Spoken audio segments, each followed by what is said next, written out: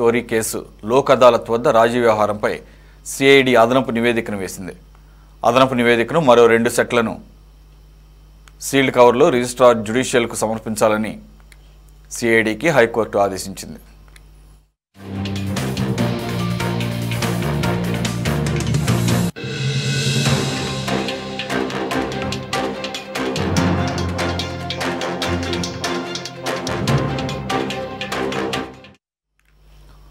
Lok Adalat award చట్టబద్ధతను తేల్చేందుకు విచారణ జరుపుతున్న CJ నేతృత్వంలోని ధర్మాసనం పరిశీలన నిమిత్తం నివేదికలు వారి ముందు ఉంచాలని రిజిస్ట్రీకి న్యాయస్థానం స్పష్టీకరించింది. అదనపు నివేదికను పరిశీలించి తగిన ఉత్తర్వులు జారీ చేసేందుకు తదుపరి విచారణను బుధవారానికి హైకోర్టు వాయిదా వేసింది.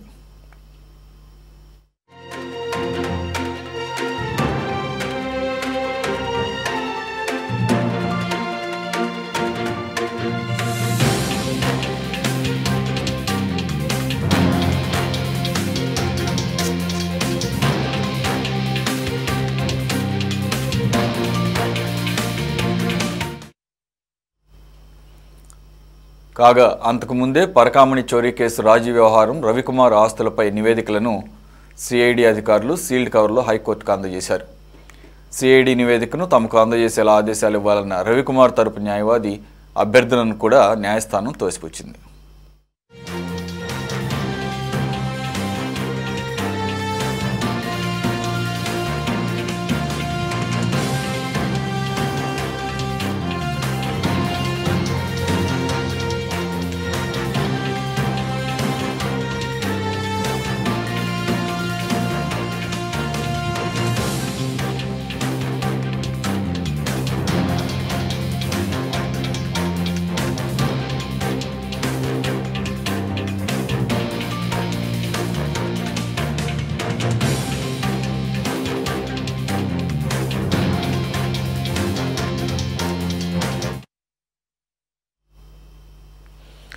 రైట్, మరిన్ని వివరాలు మా కరెస్పాండెంట్ గిరినాథ్ అందిస్తారు.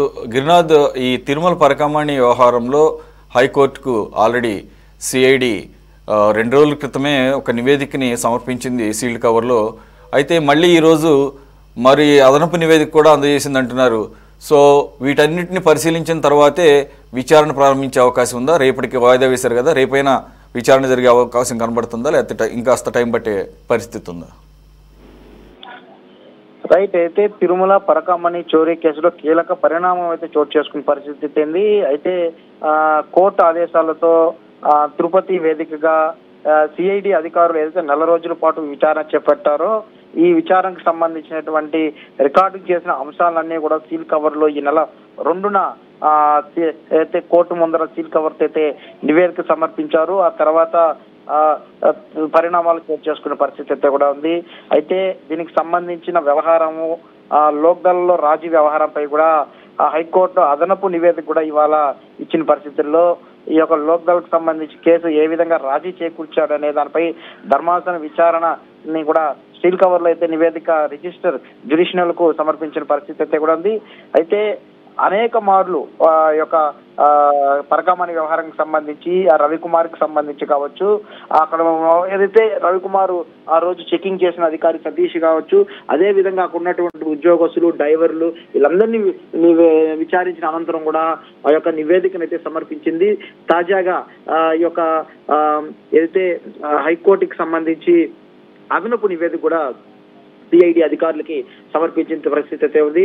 అయితే తదుపరి విచారణ కూడా బుధవారం వాయిదా వేసిన పరిస్థితి. అయితే ఈ యొక్క 2వ తేదీ యొక్క నివేదిక అందిన వెంటనే 2 రోజుల ముందు కూడా మనం చూడొచ్చు, అయితే పరకామణి చోరీకి సంబంధించి నిందితుడు రవికుమార్ కూడా మీడియాతో ఒక సెల్ఫీ వీడియో కూడా తీసైతే కూడా ఆయన ఒరిజినల్ పరిస్థితి అయితే కూడా ఉంది. తాను తప్పు చేశాను కాబట్టి ఆ యొక్క తప్పులు ప్రాయశ్చిత్తంగా తమ కుటుంబం తాము ఈ రోజు కూడా సరే ఒక ఆ బాధని క్షీణించుకోబోతున్నాం, అందుకే స్వామివారికి 90% తమ ఆస్తుల్లో వాటాని రాయిచ్చామంటూ కూడా సరే ఆయన చెప్పుకొచ్చాడు. కేవలం కొంతమంది నన్ను బ్లాక్ మెయిల్ చేసి బెదిరిస్తున్నారు, ఆ రోజు నేను డాలర్లు చోరీకి సంబంధించి ఆ యొక్క శస్త్రచికిత్స చేసుకున్న ప్రాంతంలో పెట్టుకున్నారు అని చెప్తున్నారు. అంతా లేదు, కోర్టు గాని ఆదేశిస్తే కోర్టు గాని వైద్య పరీక్షలకు కానీ అనుమతిస్తే ఖచ్చితంగా నేను ఏదైతే ఆ యొక్క పరీక్ష కూడా చేసుకోవడానికి కూడా నిరూపించుకోవడానికి నాకు అవకాశం ఉంటుందంటూ కూడా సరే ఒక వీడియో విడుదల చేసిన పరిస్థితి ఉంది. అయితే ఈ యొక్క పరకామణి అంశం ఒక సున్నితమైన అంశం. శ్రీవారి భక్తులు ఎంతో స్వామివారికి కానుకలు సమర్పించే నేపథ్యంలో అటు కోర్టు కూడా ఈ యొక్క భక్తుల మనోభావాలను దృష్టిలో ఉంచుకొని అయితే సిఐడి అధికారులు ఇచ్చినటువంటి నివేదిక ఏదైతే ఉండదో ఈ నివేదికకు సంబంధించి కూడా ఆ తదుపరి విచారణ బుధవారం కూడా వాయిదా వేసిన పరిస్థితి ఉంది. Right, thank you Girinath.